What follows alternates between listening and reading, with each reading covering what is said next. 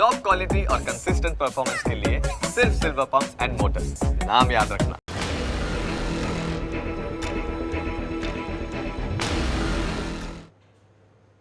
વિગતવાર સમાચાર પર નજર કરીએ તો મહેસાણા આરોગ્ય વિભાગમાં વધુ એક મસમોટું કૌભાંડ સામે આવ્યું છે અને ન્યૂઝ કેપિટલ પર સમગ્ર કૌભાંડનો ચોંકાવનારો ખુલાસો થયો, જ્યાં શાળા આરોગ્ય તપાસ કાર્યક્રમમાં જ સામે આવ્યું છે કૌભાંડ અને બાળકોનું હિમોગ્લોબિન ચેક કર્યા વગર જ ડેટા આપી દેવામાં આવ્યા છે।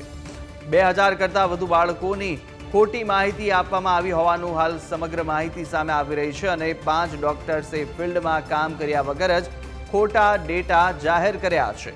डॉक्टर कौशल सहित 5 डॉक्टरों आ कौभांड आचर्યું ने समग्र कौभांड अंगे मुख्य जिला आरोग्य अधिकारीए हवे तपास पण हाथ धरी छे। 5 बाळकोने रोजना 150 बाळकोનું હિમોગ્લોબિન ચેક કરવાની જવાબદારી સોંપાઈ હતી, જ્યારે ચેક કરી અને ડેટા સબમિટ કરવાની પણ જવાબદારી આપવામાં આવી હતી। જો કે આ કામગીરી દરમિયાન અનેક જે કૌભાંડ છે તે આચરવામાં આવ્યું અને એક વધુ મોટું કૌભાંડ છે તે મહેસાણાથી સામે આવ્યું છે।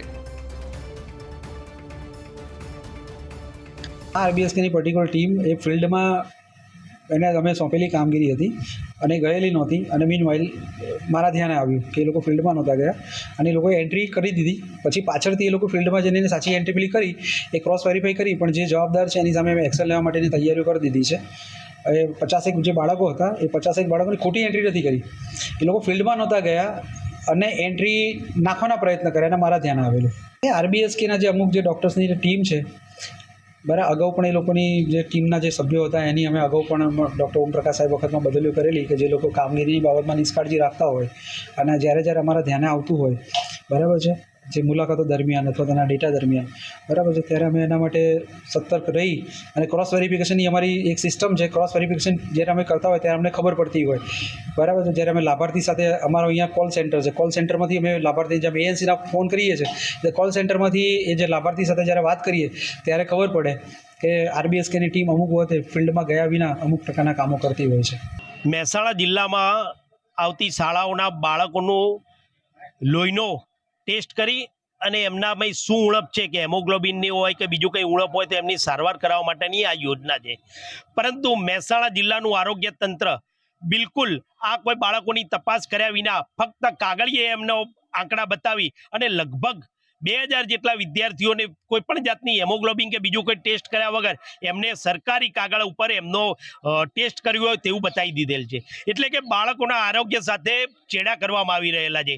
જો ટેસ્ટ કરવામાં આવ્યા હોત તો બાળકોને ખરેખર શું ઉણપ છે કે શું દવાની જરૂર છે તેની ખબર પડત અને એની સારવાર થઈ શકત।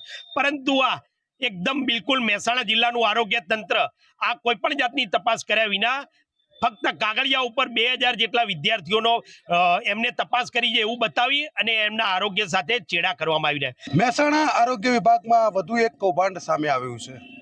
અગાઉ કાગળ ઉપર કુટુંબ નિયોજનના ઓપરેશન બાદ હવે હિમોગ્લોબિનના ખોટા ડેટા આપવાનું કૌભાંડ સામે આવ્યું છે। ખાસ શાળા આરોગ્ય તપાસણી કાર્યક્રમ અંતર્ગત પ્રાથમિક શાળાઓમાં અભ્યાસ કરતા બાળકોની હિમોગ્લોબિનની ચકાસણી કરવાની થાય છે અને આ કામગીરી જિલ્લા આરોગ્ય વિભાગે કરવાની હોય છે। પરંતુ જિલ્લા આરોગ્ય વિભાગના 5 જેટલા ડૉક્ટરોએ કોઈપણ પ્રકારની ચકાસણી કર્યા વગર ખોટા ડેટા આપ્યા હોવાની વિગતો સામે આવી છે। આ ડૉક્ટરોને રોજના 150 બાળકોનું હિમોગ્લોબિન ચેક કરીને ડેટા આપવાની જવાબદારી જિલ્લા આરોગ્ય વિભાગ દ્વારા સોંપવામાં આવી હતી, પરંતુ ક્રોસ ચેકિંગના અંતે એવી વિગતો સામે આવી છે કે આ 5 જેટલા ડૉક્ટરો એક પણ જગ્યાએ ફિલ્ડમાં કામ માટે ગયા જ નથી। તેમણે જે પણ ડેટા રજૂ કર્યા એ તમામ ડેટા ખોટા રજૂ કરવામાં આવ્યા છે, ખોટી હિમોગ્લોબિનની વિગતો ભરવામાં આવી છે અને ફિલ્ડમાં ગયા વિના જ ખોટું ડેટા કૌભાંડ આચરવામાં આવ્યું છે। આ વિગતની જાણ થતાં જિલ્લા આરોગ્ય અધિકારી પણ ચોંકી ઉઠ્યા છે અને આ મામલે હવે જિલ્લા આરોગ્ય વિભાગ દ્વારા તપાસ શરૂ કરવામાં આવી છે। તો 5 જેટલા ડૉક્ટરો પાસે પણ ખુલાસો પૂછવામાં આવ્યો છે। તો આ મામલે આગામી સમયગાળામાં 5 જેટલા જે ડૉક્ટર છે તેમની સામે પણ કાર્યવાહી થઈ શકે છે। જો કે સવાલ એ છે કે મહેસાણામાં જ કેમ વારંવાર આ પ્રકારના કૌભાંડ થાય છે। અગાઉ કાગળ ઉપર કુટુંબ નિયોજનના 16 જેટલી ફિમેલ હેલ્થ વર્કર દ્વારા ઓપરેશન કરવામાં આવ્યા અને સરકારને ખોટા ડેટા આપી ગેરમાર્ગે દોરવામાં આવી। તેમણે આ મામલે ખુલાસો કર્યો હતો કે અમારી ઉપર વર્કલોડ વધારે હોવાથી અને જે અપાયેલો ટાર્ગેટ હતો તે પૂરો કરવા માટે આ ખોટા ડેટા આપ્યા હતા. હજુ સુધી આ ફિમેલ હેલ્થ વર્કર સામે કોઈ પગલાં નથી લેવાયા. ત્યારે હવે 5 જેટલા ડૉક્ટરોએ પણ આ કૌભાંડ આચર્યું હોવાનું સામે આવ્યું છે. ત્યારે વધુ એક કૌભાંડનો ખુલાસો થતો સમગ્ર મામલો ચર્ચાસ્પદ બન્યો છે.